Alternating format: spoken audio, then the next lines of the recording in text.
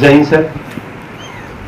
આજરોજ આગામી 9 ઓગસ્ટ એટલે કે વિશ્વ આદિવાસી દિવસની ઉજવણીના ભાગરૂપે દાહોદ શહેરમાં જે રેલી દર વર્ષે નીકળતી હોય છે એ જ રીતે આ વર્ષે પણ નીકળનાર છે.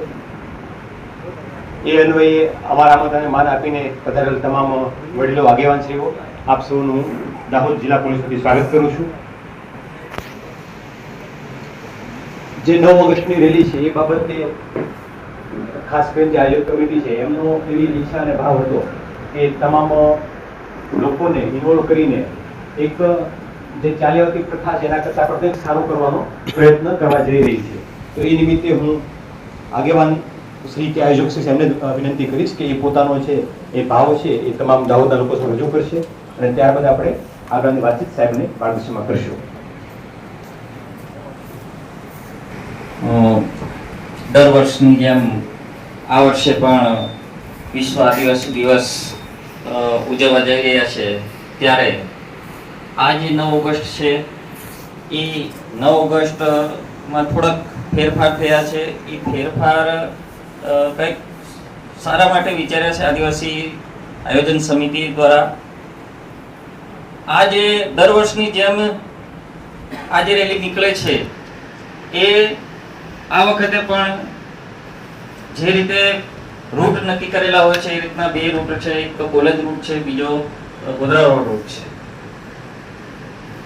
કોલેજ રૂટ થી સવારે 10 કલાકે ત્યાંથી પારંપરિક પૂજા વિધિ થશે, ત્યારબાદ સાંસ્કૃતિક કાર્યક્રમ થશે અને 12:30 કલાકે પૂજા વિધિ બાદ રેલીનું પ્રસ્થાન થશે.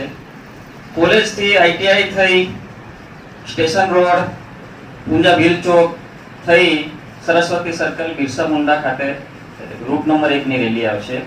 જ્યારે રૂટ નંબર 2 ની રેલી જે છે ગોધરાવાડ ટાટિયા ભીલ શહેરથી ત્યાં પણ પારંપરિક પૂજા વિધિ અને ત્યારબાદ સાંસ્કૃતિક કાર્યક્રમ અને પારંપરિક પૂજા વિધિ બાદ રેલીનું પ્રસ્થાન થશે અને ત્યાંથી ગોધરાવાડથી લઈ ભરવાડવાસ દેસાઈવાડ થઈ બિરસા મુંડા સર્કલ ખાતે રૂટ નંબર 1 ની રેલી એ ત્યાં અને રૂટ નંબર 2 ની બંને રેલી ભેગી થશે.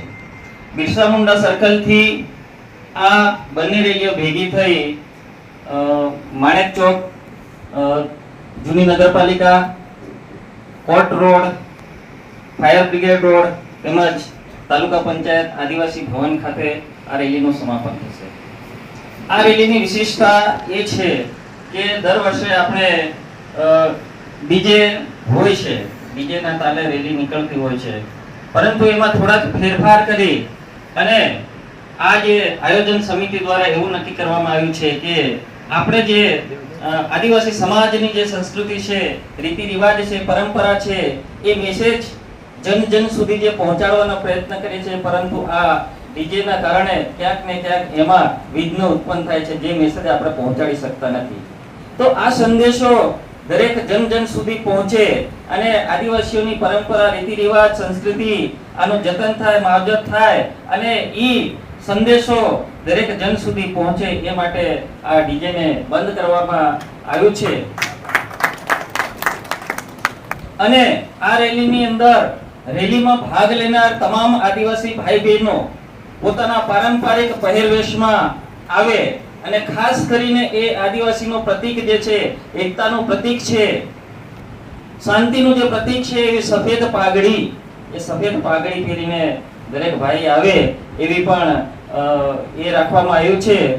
તેમજ એમાં કમિટી દ્વારા એવું પણ નક્કી કરવામાં આવ્યું છે કે આની અંદર અમારા પણ સ્વયંસેવકો હશે અને સ્વયંસેવકોમાં ખાસ એવા 100 જણની એક સ્વયંસેવકની ટીમ હશે જે સતત ફોલોઅર્સ પોલીસ પ્રશાસન સાથે સંકલનમાં રહી અને ફોલોઅપ લેતા રહેશે. તેમજ આ રેલીની અંદર જે હથિયારો, તીક્ષ્ણ હથિયારો, ધારદાર હથિયારો, ખુલ્લા હથિયારો જે હોય એ હથિયારો લાવવા પર પ્રતિબંધ આયોજન કમિટી દ્વારા મૂકવામાં આવ્યો છે.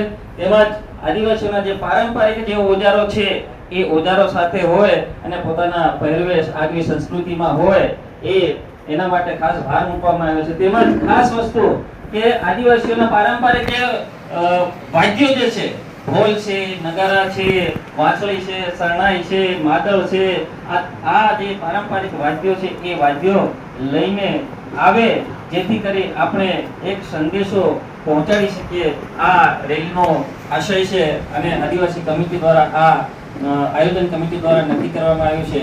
બીજું એ ખાસ કે આદિવાસી રેલી, આ જે રેલી જે છે એ રેલી દરમિયાન વિવિધ ઝાંખીઓ, પારંપરિક ઝાંખીઓ, સાંસ્કૃતિક ઝાંખીઓ, સંવૈધાનિક ઝાંખીઓ, તેમજ જે પોલીસ પ્રશાસન દ્વારા પણ એવી ખાતરી આપવામાં આવી છે કે એમના પણ જે હેલ્મેટને લગતા, ટ્રાફિકને લગતા જે ટેબલો પણ રજૂ થાય, તેમજ અન્ય સંગઠનો દ્વારા પણ એમના જે સંદેશો આપવાના છે, સંદેશાત્મક ઝાંખીઓ પણ આવવાની છે. અને આદિવાસી સમાજમાંથી પણ અલગ અલગ ગામોમાંથી ઝાંખીઓ આવવાની છે.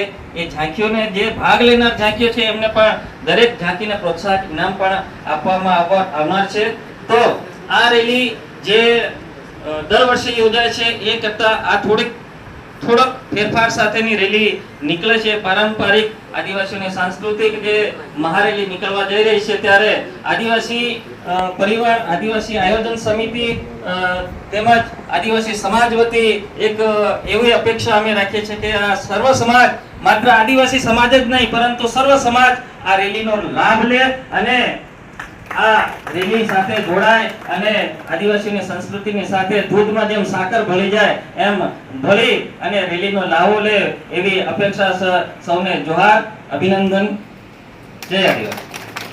આજે 9મી ઓગસ્ટ અંતર્ગત જે બાબુભાઈ વાત કરી આયોજક કમિટી વતી, એ બાબતે છેલ્લા 15 દિવસથી અલગ અલગ સમયે અલગ અલગ આયોજકો, અલગ અલગ લોકો, મંડળો દ્વારા સતત તંત્ર સાથે મિટિંગો ચાલતી હતી. એક દિવસ પહેલા તમામ આયોજકો, ટીમના જે 41 મેમ્બર છે એ તમામ અને અન્ય આગેવાનો સાથે પણ એસપીસીની અધ્યક્ષતામાં એક મિટિંગ થઈ હતી, જેમાં પણ બંને પક્ષ તરફથી, આયોજકો તરફથી પણ અને તંત્ર તરફથી પણ અમુક સજેશન, સૂચનો રજૂ થયા હતા.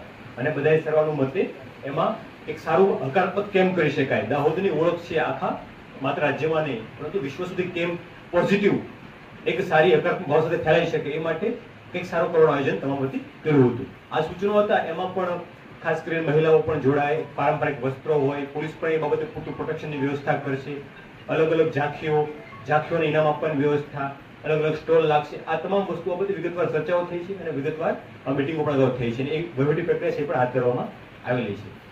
આમાં દાહોદના નાગરિકો તરીકે, શહેરજનો તરીકે આમંત્રણને માન આપીને તમામ લોકો જોડાય. માત્ર કાર્યક્રમ છે એ કોઈ એક સમાજ પૂરતો સીમિત ના રહેતા સમગ્ર દાહોદ આમાં જોડાય અને સમગ્ર દાહોદ એક નવી સંસ્કૃતિ ઓળખ ઊભી કરે, એ ઈચ્છનીય અને અપેક્ષનીય છે. અને એવું થશે તો દાહોદ માટે ભવિષ્યના સમયમાં પણ ધીમે ધીમે એક સારી, વધુને વધુ સારી એક ભાવના બંધાતી જશે. દાહોદ આપણું શાંત સ્થિતિ છે અને ખૂબ માતૃભાવથી તમામ લોકો રહે છે.